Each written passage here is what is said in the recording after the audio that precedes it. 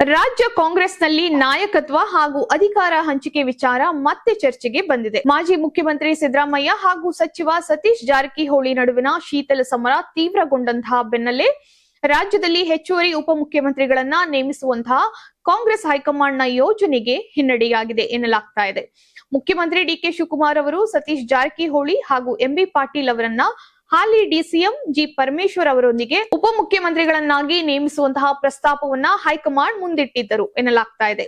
ಈ ಪ್ರಸ್ತಾಪಕ್ಕೆ ಸಿದ್ದರಾಮಯ್ಯ ತೀವ್ರ ವಿರೋಧವನ್ನ ವ್ಯಕ್ತಪಡಿಸಿದ್ದಾರೆ ಎನ್ನಲಾಗಿದ್ದು, ಹೆಚ್ಚುವರಿ ಡಿಸಿಎಂ ಹುದ್ದೆ ಸೃಷ್ಟಿಸಿದರೆ ದಲಿತ ನಾಯಕ ಜಿ ಪರಮೇಶ್ವರ್ ಅವರ ರಾಜಕೀಯ ಪ್ರಭಾವ ಕುಗ್ಗಬಹುದು ಎಂಬುದು ಅವರ ಆಕ್ಷೇಪ ಎನ್ನಲಾಗಿದೆ. ಹೊಸ ಡಿಸಿಎಂ ಹುದ್ದೆಗಳನ್ನ ಸೃಷ್ಟಿಸುವುದಾದರೆ ಎಸ್ಟಿ, ಲಿಂಗಾಯತ, ಮುಸ್ಲಿಂ ಹಾಗೂ ಹಿಂದುಳಿದ ವರ್ಗಗಳಿಗೆ ಪ್ರಾತಿನಿಧ್ಯ ನೀಡುವಂತೆ 4 ಡಿಸಿಎಂ ಹುದ್ದೆಗಳನ್ನ ಸೃಷ್ಟಿಸಬೇಕು ಎಂಬ ಷರತ್ತನ್ನು ಕೂಡ ಸಿದ್ದರಾಮಯ್ಯ ಮುಂದಿಟ್ಟಿದ್ದಾರೆ ಎನ್ನಲಾಗ್ತಾ ಇದೆ. ಸಿದ್ದರಾಮಯ್ಯ ಅವರು ಮುಖ್ಯಮಂತ್ರಿ ಸ್ಥಾನದಲ್ಲಿ 2.5 ವರ್ಷ ಪೂರ್ಣಗೊಳಿಸಿದ ಬಳಿಕ ಸತೀಶ್ ಜಾರಕಿಹೊಳಿ ಅವರು 35ಕ್ಕೂ ಹೆಚ್ಚು ಶಾಸಕರ ಸಹಿಯನ್ನ ಸಂಗ್ರಹಿಸಿ ನಾಯಕತ್ವ ಬದಲಾವಣೆಗೆ ಒತ್ತಡವನ್ನ ಹೇರಿದ್ರು ಎಂಬ ಆರೋಪವನ್ನ ಸಿದ್ದರಾಮಯ್ಯ ಬೆಂಬಲಿಗರು ಮಾಡುತ್ತಿದ್ದಾರೆ. ಇದೇ ವಿಚಾರ ಇಬ್ಬರು ನಾಯಕರ ನಡುವಿನ ಅಂತರಕ್ಕೆ ಕಾರಣವಾಗಿದೆ ಎನ್ನಲಾಗ್ತಾ ಇದೆ. ನಂತರ ಕೆಪಿಸಿಸಿ ಅಧ್ಯಕ್ಷ ಸ್ಥಾನಕ್ಕೆ ಸತೀಶ್ ಜಾರಕಿಹೊಳಿ ಆಸಕ್ತಿಯನ್ನ ತೋರಿದಾಗ ಸಿದ್ದರಾಮಯ್ಯ ಅವರು ಬಿಕೆ ಹರಿಪ್ರಸಾದ್ ಅವರನ್ನ ಬೆಂಬಲಿಸಿದ್ದರು ಎನ್ನಲಾಗಿದೆ.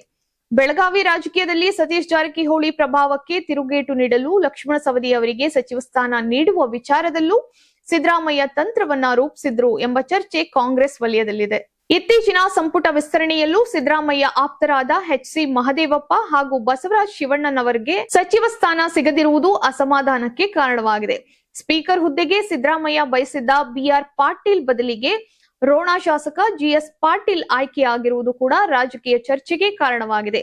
ಈ ಬೆಳವಣಿಗೆಗಳ ನಡುವೆ ಅಸಮಾಧಾನಗೊಂಡಿರುವಂತಹ ಶಾಸಕರನ್ನ ಸಮಾಧಾನ ಪಡಿಸುವ ಜವಾಬ್ದಾರಿಯನ್ನ ಕಾಂಗ್ರೆಸ್ ಹೈಕಮಾಂಡ್ ಮುಖ್ಯಮಂತ್ರಿ ಡಿಕೆ ಶಿವಕುಮಾರ್ ಹಾಗೂ ಬಿಕೆ ಹರಿಪ್ರಸಾದ್ ಅವರಿಗೆ ವಹಿಸಿದೆ ಎನ್ನಲಾಗ್ತಾ ಇದೆ.